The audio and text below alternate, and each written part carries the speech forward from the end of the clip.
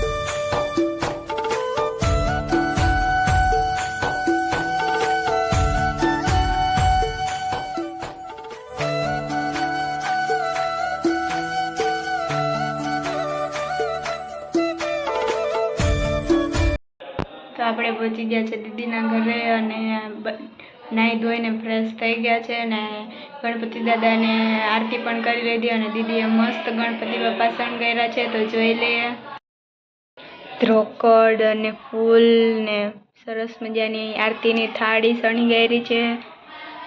મસ્ત ગણપતિ દાદાને પ્રસાદ ધર્યો છે અને ગણપતિ દાદાને મસ્ત શણગાર્યા છે દીદી અને જીજુએ મળીને।